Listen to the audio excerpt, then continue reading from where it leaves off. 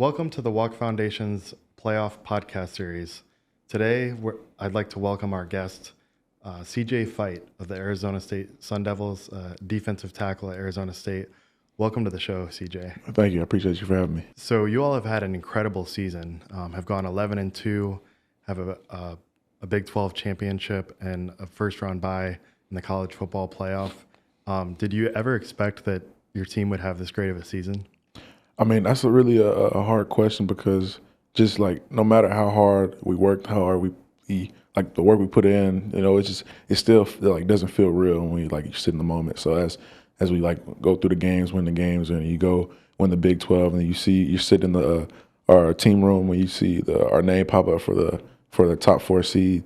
So just sitting there is like you work for it, you dream about it, but like for it to actually happen, it's just big. And like it just doesn't feel real when it actually happens. Yeah, I'm sure that was a surreal experience. And after the Big 12 championship, which was such a huge accomplishment, how much time did you all take to just relax and celebrate before resetting and focusing on your next game? We have this 24-hour rule where we said we enjoy it for 24 hours and keep it pushing. I said this one's probably about 48 this time since we had the little countdown for the who's in the playoffs. So we had the night, the game, so that whole day, then the next day when we figured out we were in the playoffs. So it was, really it was probably about 48. Then after that, we just went home, just kind of like reset from football. So then this week's like rest of this week, like just to reset and then go back to it going this next week. Mm-hmm. So you had the opportunity to go home. Where are you from and what did you do during this time off that you had? I'm from Tatum, Texas, so it's a small town. I didn't have too much time back home. It was like I had an exam today, so I went home Monday, came back Thursday. So I had 2 days to kind of like see my family. So I really couldn't do too much. I didn't get to see everybody, but I made sure I got to see like my family, make sure to spend time with them. So it was really a family trip just to be able to relax and get back in feel the small town vibes, just the little country vibes. Yeah. So you're from the east side of Texas. Just growing up, what was it like growing up on the east side of Texas? It really wasn't much going on. Obviously, I had a small town, I think it was around 2,000 people. I had 130 in my graduating class. So I knew everybody growing up. I grew up with everybody. So there wasn't too much to get into. Either you're outside, you're in the woods hunting, going fishing, or inside playing a game after you work out. So it's really the same things over and over. It's just, you just find a little routine, you get into it and stick to it. Out of hunting, fishing, those activities, what's your favorite? I say probably fishing. If I'm not fishing, if our four-wheeler is working, I'll try to ride around the four-wheeler, but probably fishing is the top one. Gotcha. So you're wearing the Jesus One shirt today. When was it that you came to know the Lord? I'd say I was pretty young. I think it was sometime after we used to do vacation Bible school. My mom used to run it, do all this stuff. So I think after a few times of watching people give their life over to Christ, then I finally wanted to do the same thing. It wasn't on vacation Bible school, but it was sometime after in the summer. I think in the summer, and but I'd say I really took it serious was during COVID. Mm-hmm. Having that time alone, just being isolated, you really don't have too much other things to do besides spend time with your family and spend time with the Lord. So I say when I did spend time with the Lord, it made me feel a certain type of way. So now I just want to keep having that feeling. So I just try to bring it along, So yeah, so it's probably COVID.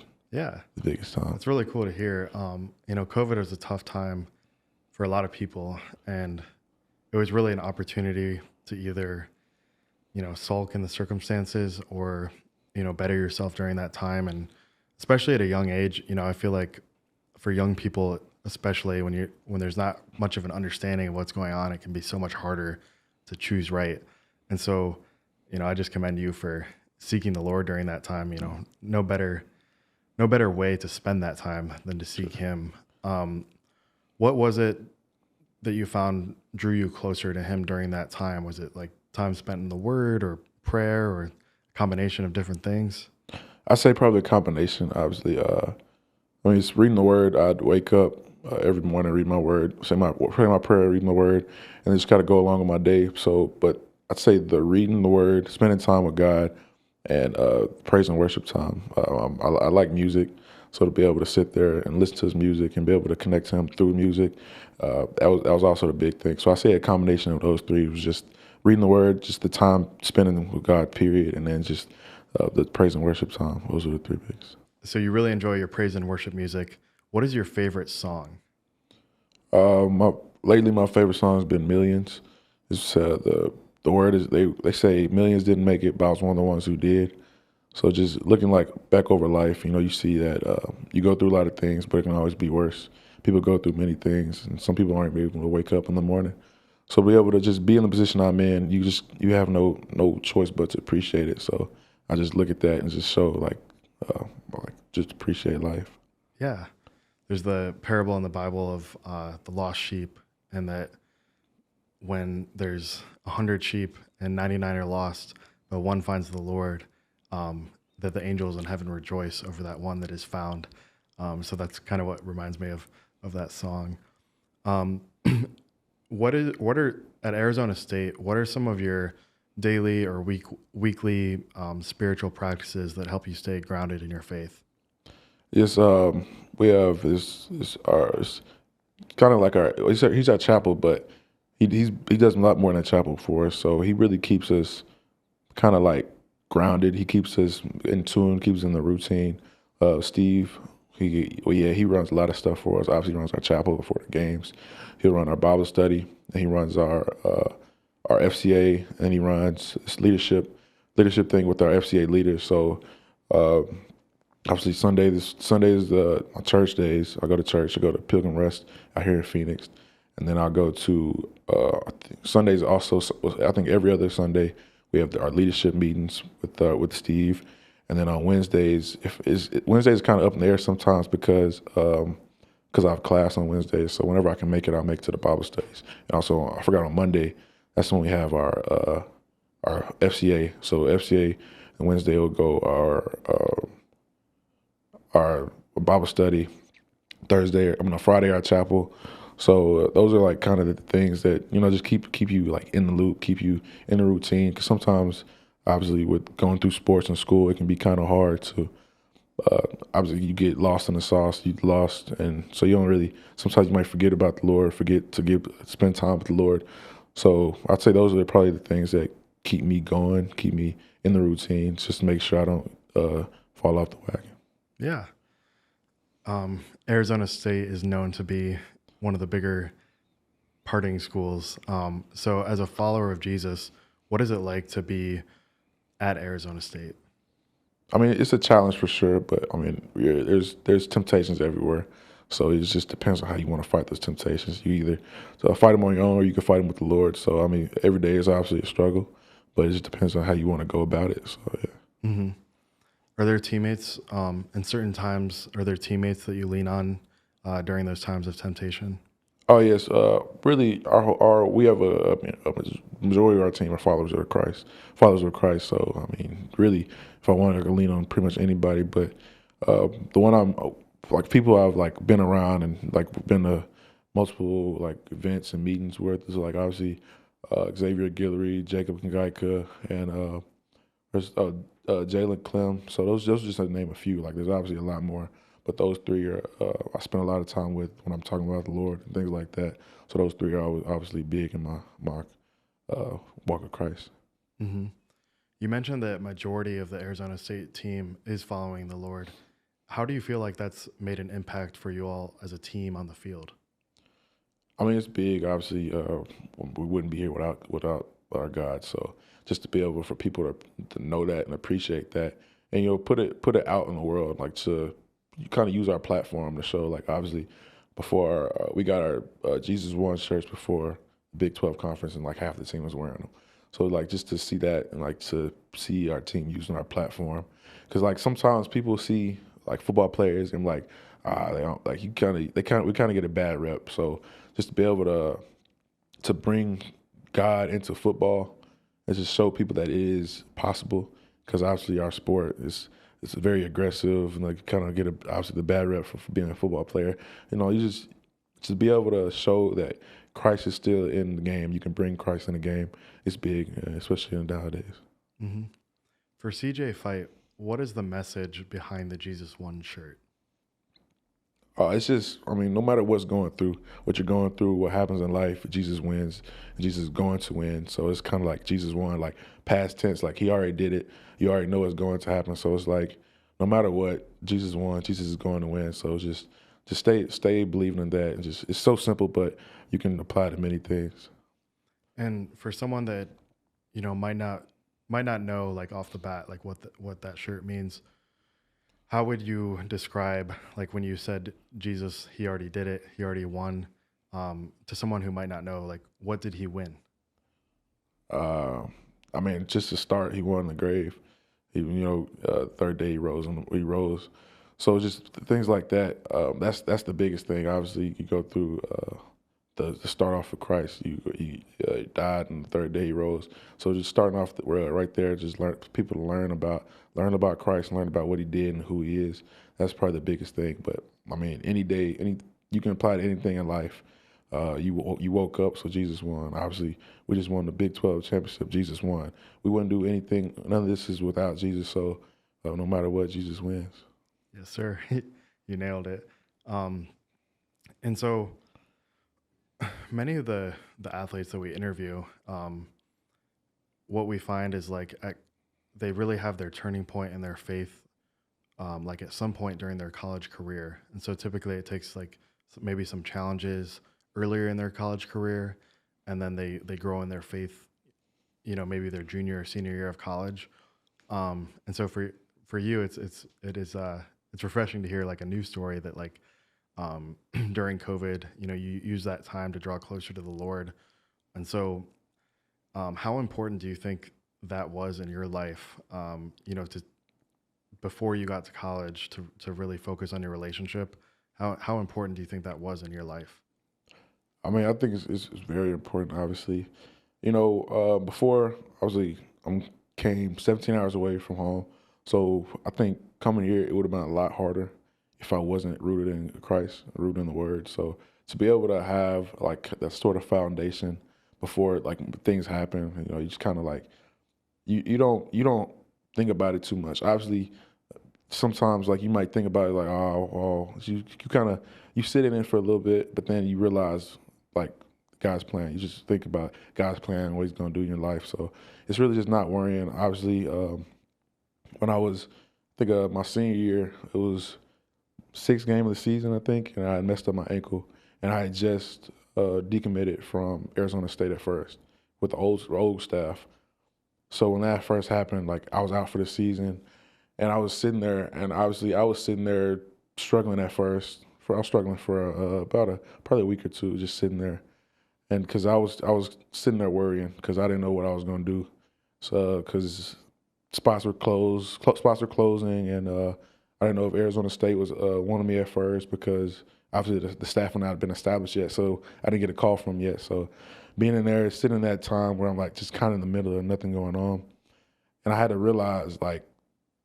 Got what God's plan. I mean, obviously, I don't know God's plan, but all I know is like something's working. So God's working on something in my life. So like I was talking to my sister, and looking back, it's crazy how everything plays out. Because I wasn't supposed to leave here. So like just sitting there, I was like, I was just thinking about it, and sitting there, I was like, the whole reason this all happened was because I was supposed to be here. So no matter like if I would have stayed healthy during the season and ended up somewhere else. And then it would have took me longer to get back on God's plan. So it was just kind of like just God just like sitting me down and just having me, just focusing on Him. Yeah, and his promise to us is that for those that love Him, His followers, that He works all things together for our good. And Thanks. so many times it's really hard. I've been there where it's really hard to see that. You're going through some struggles, and it's like it's hard to see. But it's so important to have that faith that like the tough circumstances that are in front of us, that He will eventually work those together for our good. And even though we can't, that's faith right there. Is like, even if we cannot see it, that we still believe. So after the Big 12 championship, you guys were repping your Jesus One t-shirts. How cool was that for you guys to like just band together as a group of believers and, um, at a time when you can be repping Big 12 championship shirts, you deflected that glory and gave that glory to Jesus. How cool was that of it? How cool of an experience was that for you guys? I mean, it just shows where we stand with the Lord. Obviously, we know that we wouldn't be here without Him. We know Jesus won that game, so like it wasn't like all that stuff. Like we might get the glory, but we know who really should get the glory. Like God is the one that put us in that position. God's the one that gives us the ability. So we wouldn't be right if we didn't give Him the glory for it and didn't like show the world like who really won that game. So just to be able to show like God's work is big for the team. Just to show God is working on our team. Yeah. Before the season, did you guys have team goals that were set out in front of you? Oh, we really don't think about goals as of like accolades and things like that. Our biggest thing is just sticking to the process and taking it day by day, just getting better. Like coach calls success as just getting better every day and continue to get better every day. So he's like, nobody really knows the true meaning of success. Like people he asked, like, what is the true meaning of success? Like nobody really knows. So we just kind of made our own like concrete definition of success. It was just kind of like just making sure you get better every day. Like just stacking days, just keep stacking days, making sure you're getting better. Yes, sir. Um, how does that play a role into preparation for the upcoming bowl games? You've got the winner of Texas and Clemson. So what does preparation look like for that game? Obviously, we just have to stick to what we've been doing this whole time. I mean, right now we don't know who we're going to play, so it's just sticking to the process we've been doing. Make sure our body's right, make sure our minds are right, so that we can go into the game with the best mindset. So it's really just sticking to the process. That's what we've been doing this whole year. That's what the defense talks about, our DC. That's what our head coach talks about. It's just sticking to the process. So, CJ, many people would look at your situation and see like big time football player from Texas and has the opportunity to play football at Arizona State. But as you mentioned, it's 17 hours away. And many people, look up to these high profile college football players and think that, they're just in such great positions, which you are. But at the same time, it can be hard. So what would your advice be to a college athlete that is going, far away from home and, might be in a similar position to you where they're at a new place, new campus, and don't have the same support system that they once have had? What would your advice be to that college athlete? I'd say biggest thing is really to stay rooted in the Lord. Probably the time you get here is probably gonna be the easiest. I think that's probably the easiest time when I got here is when there's nobody around. Like I didn't know anyone. All I was just stick in my room. So during that time, you can use it wisely, just to spend time with the Lord, just to have that kind of calm in the storm. You just feel the different like kind of ease over your body, ease over your life and your mind at that point. So because it's not gonna be easy at first going home. I mean going away from home. I was struggling at first. My mom and dad left, and then my roommate wasn't there yet. So I was just sitting there in my room. I didn't know anybody, so I wasn't going out the room. So I was just pretty much just in my room, isolated the whole time. So it's like I either could have just sat there and then like felt sorry for myself, or I could have, just kind of spent time with the Lord, just get my mind off of things like that. So that's probably the biggest thing, is just making sure you use that time wisely. Yeah, and I think that's great advice. I think there's a lot of people that do struggle with that, so I appreciate you, sharing that advice. I think it's really sound. What has it been like to play for Coach Dillingham? It's been fun. Our biggest thing he says is have fun, work hard, having the most fun in the country. So it's like that's exactly what we're doing. We work hard every day, but at the same time we're having fun. Just a video. There's been a few videos on social media. Our video team been making. They've been doing a great job. But there was one. It was what I just said was have the most fun working hardest in the country, and it was a video of us like working out. But then it was like each video of us working out, like we're smiling, we're laughing, and like we're still working, but we're having fun at the same time. So that's really the biggest thing he's instilled in us. And I mean, with the players he recruits, I mean, that's what everybody like. All of them like want to have fun. All of us want to have fun. All of us want to work hard. All of us want to play football. So it just plays into our culture.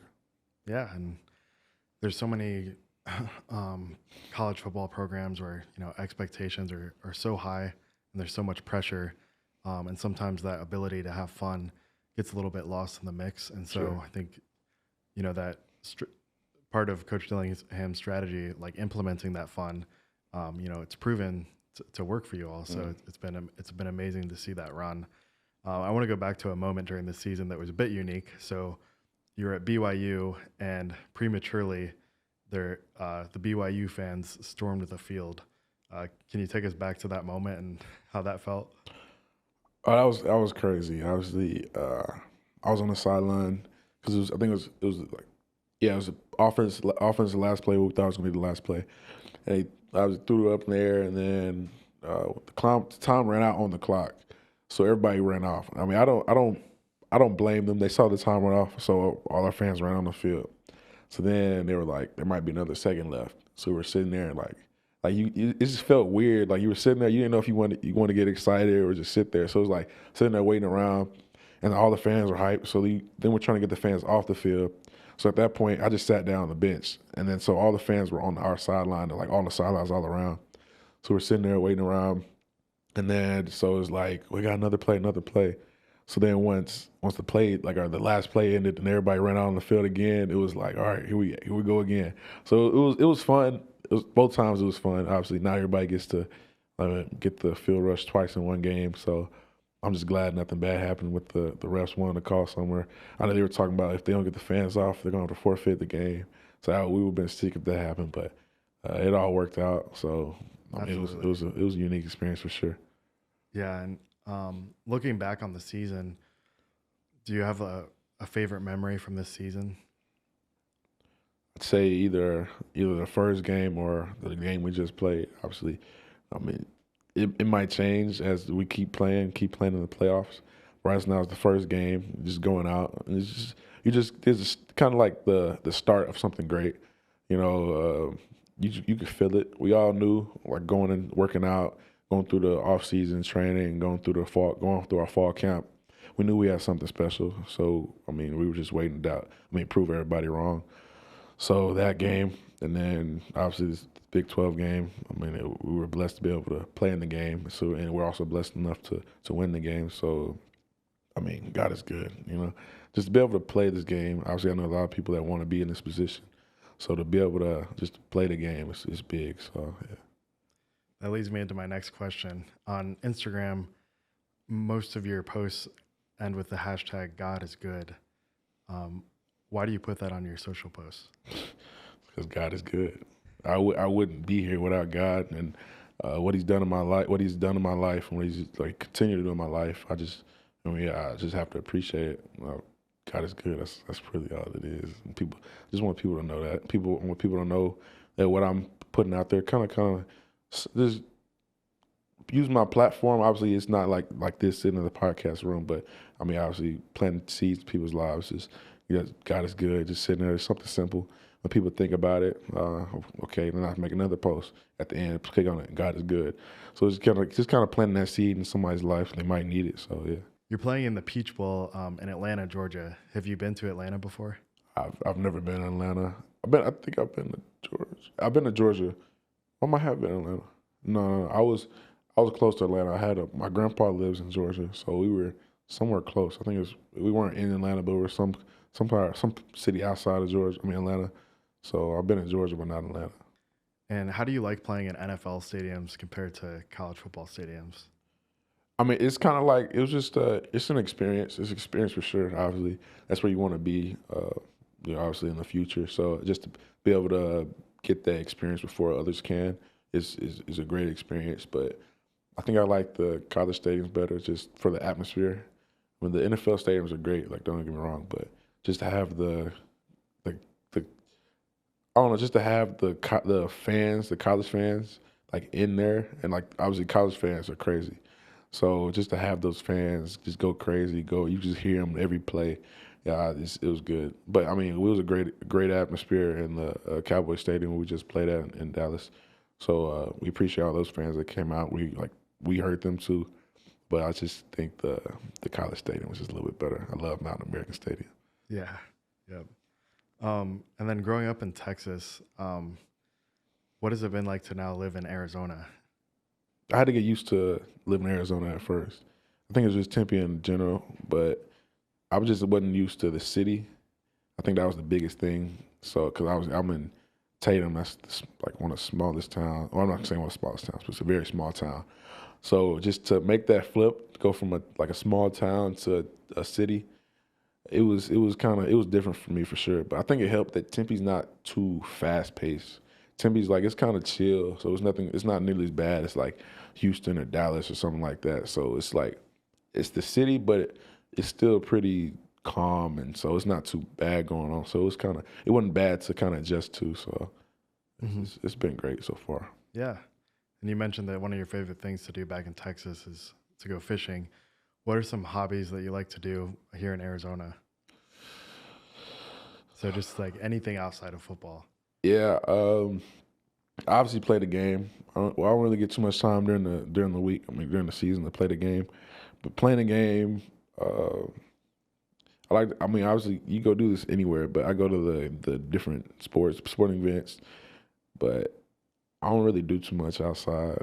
Like I'll be inside. I'll watch. I like to go to movies. I do like to go watch the movies. So that's one thing. I watch movies. I'll go to other sporting events. I'll just hang out with teammates. It just depends on what it is. We don't really get into too much. Do you have a favorite Bible verse? I'd say my favorite Bible verse. I grew up on it, so I'm not gonna change. I'm gonna stick by it. It's Philippians 4:13. I used to have it on my wall in my room in my old house back home. I can do all things through Christ who strengthens me. So just to you feel it, you see it through life. So it just gives you confidence as you go through life, as you go through things like playing in these games. Because these are the games I grew up watching, grew up wanting to play in. So just to be able to sit there and like have that verse in my head is like, all right, no matter what kind of like game this is and how big this game is, like you can do all things no matter who you play against. You can do all things. So it just gives you confidence as you go through life and as you go through kind of challenges in life. Just to give you confidence through them. Yeah, I think that's a great answer.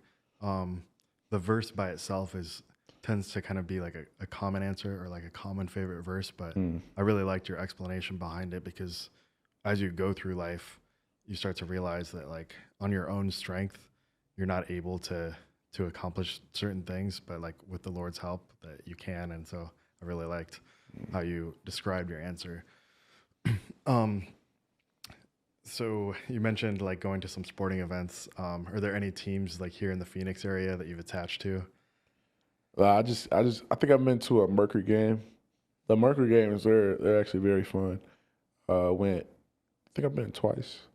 Second time I went with a group of my teammates that they had transferred out and they came back. We all went over there, and the environment was crazy. Those Mercury fans, they love that team, and you kind of like the atmosphere that the team brings, like the organization brings, as long with the fans, it feels different. And obviously, I go to ASU games. I'm trying to make every sporting event. So like, I've been to swimming, but I want to go make it like this year. I want to do it like every year, but I know like I made a swimming before. I've never made it to a tennis match. I want to make a tennis match, water polo, like any event or match that ASU holds. I want to be able to make it to it. So that's what I'm trying to. It's my little goal going right now. Is that to like support your classmates?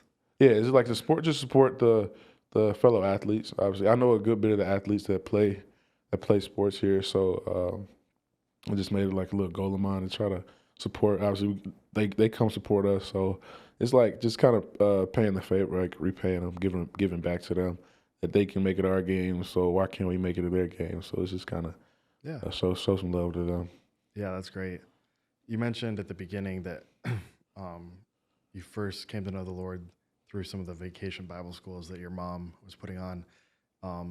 So what has it been like, to have that example of your mother, and like what role has your mom played in your life? Oh man, she's had a big role, obviously. Growing up, I grew up in the church. My grandparents grew up with my grandparents, the same church. Same church my grandparents and my dad went to, like that whole family. All my aunts, my dad, and his parents. I went to the same church as them, so it was like a family church, small church, but everybody knew each other. We're all family. So growing up, Christ's always been in my life. So it was just a matter of when I wanted to take that step. So, but my mom, she's been growing in her faith as well. She obviously you grow as you grow as like as you want to grow. So as you take the time to spend time with the Lord, you grow. So she's been doing like these Bible studies at the church, book studies at the church. She's been doing the vacation Bible schools when we were younger. Then she ran like the programs for the church, and she did our praise dance teams. So I used to praise dance. My mom used to go through all the praise dances for like 4 different praise dance teams in our church. So like it's not just her. Obviously, it's my dad too, my brother, my sister, everybody in my life. Everybody's played a role in that. But I want to talk about my topic with my mom. So, but she's been big, and she makes sure that we get the Lord every day. She makes sure that we're rooted in the Lord, and she tells us how proud she is of us as we like try to use our platform to speak on the Lord, and as we spend time with the Lord, and she realizes that we're trying to grow in our relationship. So she kind of like gives that little assurance, and it feels good when you hear from your mom like, I'm proud of you. And it's not like I'm proud of you that you're making plays on a football field. I'm proud of you that you're growing in your relationship with the Lord. So that's big just to hear from her. As obviously is going another thing that makes me keep going. But yeah, so she's been big, and she continues to. She makes me proud as well. What are your goals? As you move forward here, you're in your sophomore year at Arizona State. Sophomore year. Yeah. So what are your goals? As you continue in your football career, and then also like what are you studying, and what interests you in that field? I don't really think too much about too many goals. I just want to continue like it all play out how it's supposed to play off. Obviously, I want to make it.